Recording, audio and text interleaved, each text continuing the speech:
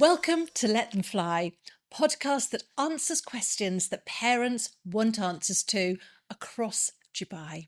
And today we welcome Jan Horn, Managing Director of SAE University based in Dubai, a global specialist in creative media education. Correct. Thank you so much. It's lovely to be here. So, university is where people train in film, animation, game design, development, audio design, and you've got nearly 3 decades of education under your own belt. Yeah, I've been in the business for quite a long time. It's been an amazing journey in education for me. I started my career as a teacher, which seems quite a long time ago now. But here we are in Dubai, managing a creative media university, and it's just been a fantastic journey. It's very interesting. We met a year ago, maybe 2 years ago, Yep. and you inspired me with your enthusiasm for creative economy. Thank you. Which was a word I'd never heard of before, and I had to kind of pretend I knew what it meant, and I had to go and look it up, and it just made perfect sense. But I think what I just want you to very quickly talk about is, how did you get from teaching in South Africa to higher education, higher education, in creative economy? Yeah, look, I mean, it's a long story. So, Give me the highlights. yeah, we'll stick to the highlights. So yes, I started my career as a teacher. I became a school principal when I was actually quite young. I just turned 30 and I was managing and running a school. After doing that for a couple of years, I realized this is probably not going to be where I'm going to spend the rest of my life. I had developed my own training consultancy during my period as a teacher and as a school principal. And I left the formal education department and I started my own thing as an entrepreneur. And through that, I ran a project for a private higher education institution in South Africa and eventually ended up becoming the campus director for one of their campuses. And that started my journey in the higher education space. I then also, as part of my journey within that group, took over the management of a creative media or creative focused higher education institution.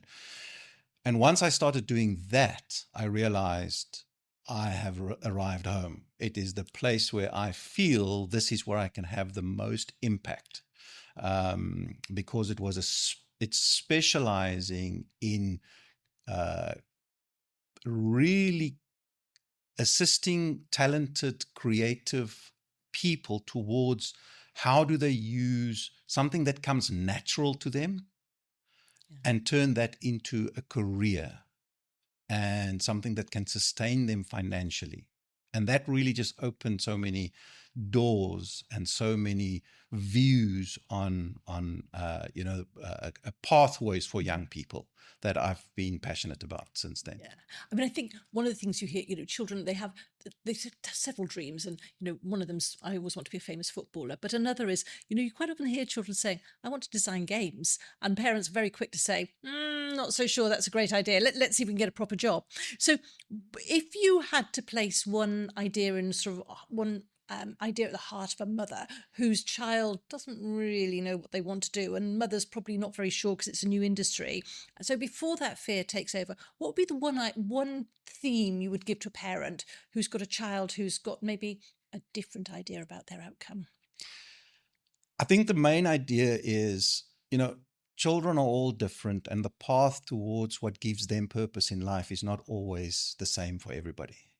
Paths are not straight and paths are not universal. So the first thing is that to just recognize that everything depends on the individual. As parents, as educators, schools, we all say we are there to guide individuals towards achieving their own individual goals based on their strengths and talents. So then we have to do that. We have to recognize that every individual child have got different strengths and talents, and focus on their strengths. Don't focus on your fears. Focus on what you see their strengths are. Yeah. And the path will become clear in time. Sometimes we feel that we have to push it, we have to force it. We want everything to happen immediately in like a timeline that suits us. Things tend to work out for the best if we focus on the evidence that presents itself. Yeah, absolutely. And I think children do always find their way. My biggest saying is always trust the process. Yeah. Because very, very, very rarely children don't find their way, and we tend to get quite hung up on things that perhaps don't matter on the way. So you've spent your whole kind of career in education and with young people. Give me the advice, or give me how that's influenced how you parent your children. Oh, wow. I wish it made me a better parent. I hope that it did, because I've worked with hundreds and thousands of young people. I think the one thing that it had taught me as a parent is the fact that you've got to give your children the opportunity to follow their own path, to show you what they really want to do, show you their strengths, and you just support them and build their confidence. Confidence is actually the most important thing that we can develop in our young people, for them to feel confident in the way that they interact with the world. And the way that we do that is by recognizing them and making them feel as if they are seen. They just want to be seen. They just want to be known. They just want to be validated that the things that they're doing are good, and that it leads them somewhere. That gives them confidence. So for me, it really is about just not forcing them in any specific direction, but giving them the support so that they can know whichever direction they choose to go, you are there to support them. And that gives them the confidence to be able to try things, to test things, until they find their way. And I think what you said there is absolutely right, because you use the words they choose. And I think too often we see careers that parents choose. Right. And really that's so inappropriate, because you've done your life. It's their chance now. Absolutely. And we see it all the time. Yeah. We see it so many times. And, for me, this is probably the most constant thing that I see in my daily life and what I do for a living, is the influence that parents have, where they have a preconceived idea of where they believe their children should end up. Yeah. And not looking at the evidence that the children show them of where their natural talent lies. Yes. If you listen to them, if you give them the opportunity to show you what they are good at, and for them to be able to build their confidence, to know that that thing that you love so much, you can actually build a career out of that, then their path becomes clear. The confusion comes is when parents feel, no, but I don't know enough about that direction or course or career path in order to. And it's sometimes because they're not confident about it. And that insecurity then gets projected on the child. So for me, it's really about just understanding that you are not your child. Your child is an individual. They need to live their life based on the gifts that they have been given. Yeah, absolutely. Yeah. So somewhere you've worked with all of these children for a very long time. But you are definitely the champion, I would say, out here of creative economy. You are the person who bangs that drum, perhaps the loudest. Might even be the only person who's banging it at the moment. I'm not too sure.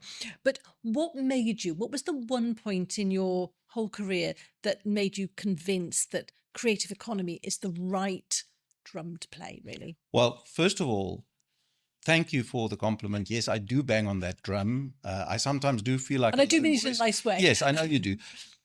Actually, it's not me. Okay. It's the government of this amazing country that set the pace.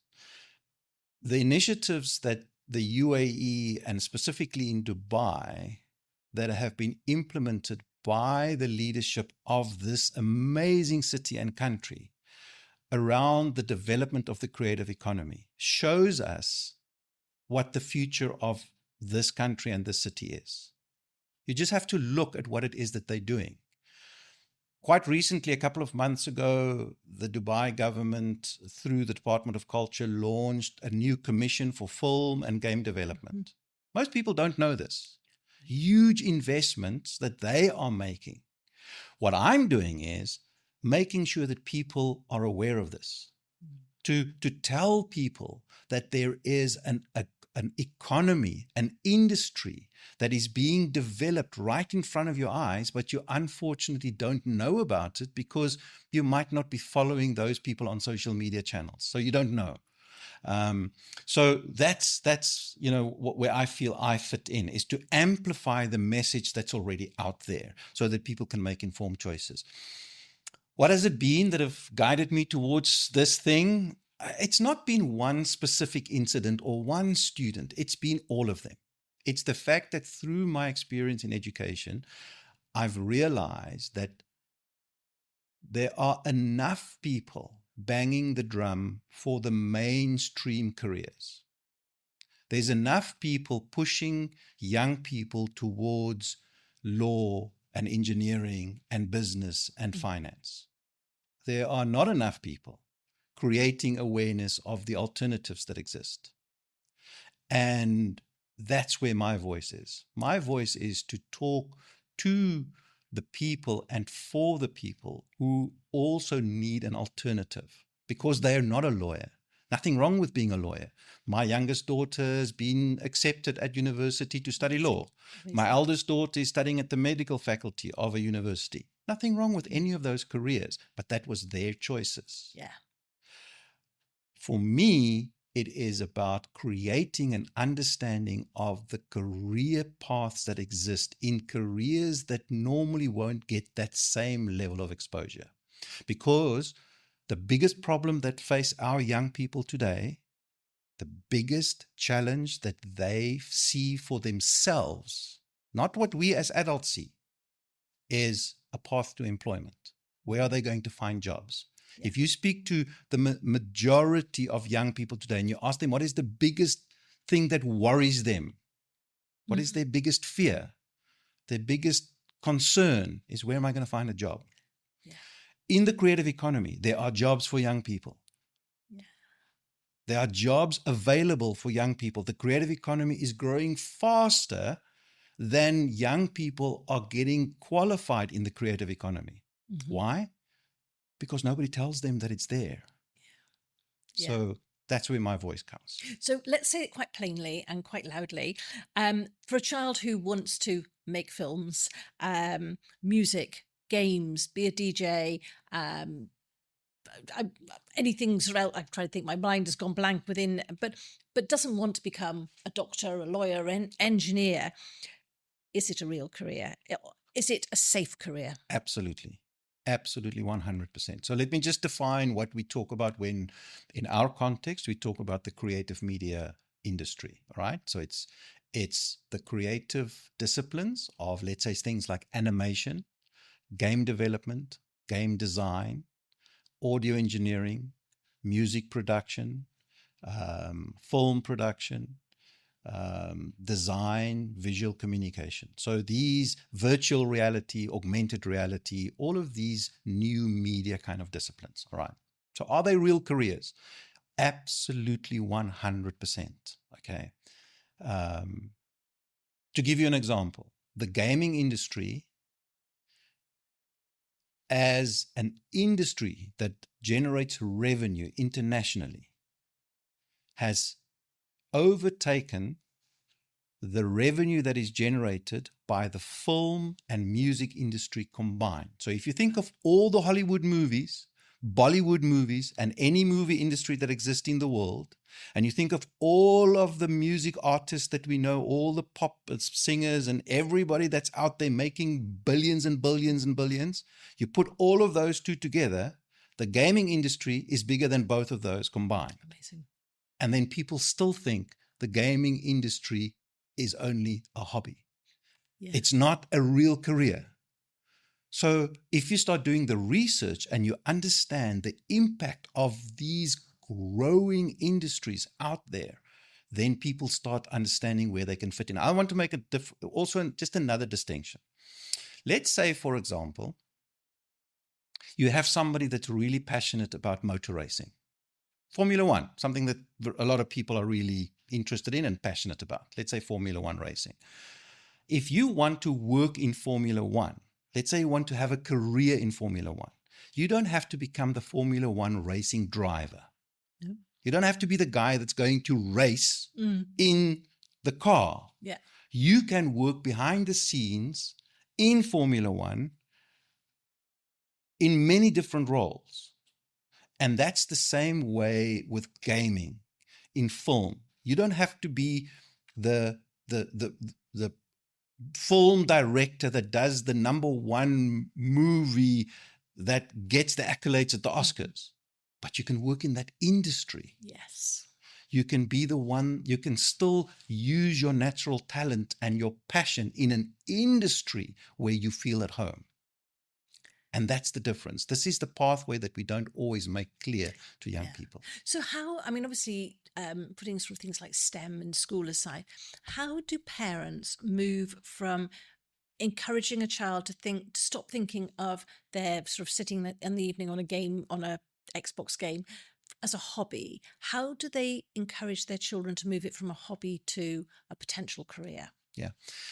So there's we tend to talk a lot about gaming and young people playing games. There's a very big distinction between people that play games and people that make games. All right. To build a career out of playing games is very, very difficult. That means you become the Formula One racing driver. Okay. You need to be literally the best person playing that game out of millions and millions of people that play that game. All right. Some people can do that and they become successful in that. That's not what I advocate for. I'm not advocating for people that are interested in gaming to become the #1 game playing guy in the world. That's like saying everybody that's interested in cars should become the racing car driver in the Formula One. That's not what I'm saying. I'm saying within that industry, there are opportunities for people that are interested in games to work in the gaming industry. You can work in the gaming industry as a designer. You can work as an audio engineer. You can work as a film producer. You can work as a music producer in the gaming industry. All right. So I think the first step for people is to understand what it means to be in that industry and what are the skills that are required. And then if the child really shows a passion towards that, expose them to the opportunities where they can develop those skills, right? A lot of times, children show us what they really, really enjoy. They tend to do it a lot. Yeah. They tend to do the things that they really enjoy doing a lot, okay? And that's an indication for us to nudge them. Oh, spend a little bit more time doing this. Encourage them. Give them the confidence that even that activity that they enjoy doing so much can lead to a career, right? If we don't do that, it feels to them as if something that's really important to them has no value and it doesn't matter. So that really sets them on the path to explore more, to look into it more. Every single child that I have ever come across in my life loves to draw. Yeah. Right? Just give a child a piece of paper and some colored pencils and they entertain themselves for hours. Yeah. Doesn't mean that every single child who loves to draw is going to end up being an artist or a graphic designer. It's the ones that keep on doing that once they get to a certain age in their mid-teens and they still love doing that. That's an indication that you should give them the opportunity to explore that. Yeah. Yeah. and you've led me beautifully. And I seem to remember seeing some posts recently about the summer courses that SAE University are running, and what a great opportunity to understand what Yeah, you that's love. exactly why we do it. Tell me a little bit about those. Yeah, so those we do courses, short courses, and what we call summer camps, not just in the summer. Every holiday, when there's a break of schools in Dubai, then we do these. So it's in the midterm breaks, it's in the winter break, it's in the summer break. The ones that are obviously coming up now would be for the summer break because that's imminent.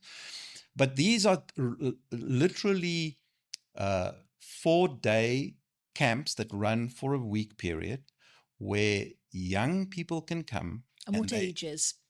Anything from the age of 12 Okay. to 16 years old. And give me some of the titles of the camps that they So do. it would be focused on design, graphic design. It would be focused on audio engineering or music production. It would be develop your own game. It would be design your own gaming platform. It would be come and make a movie. So you work with real cameras and real gear and you shoot a movie scene. It's all of the different disciplines that I've mentioned. Build a character, an animation character. So many of our young people are interested in anime, for example, which is very popular. And build an anime character and animate it.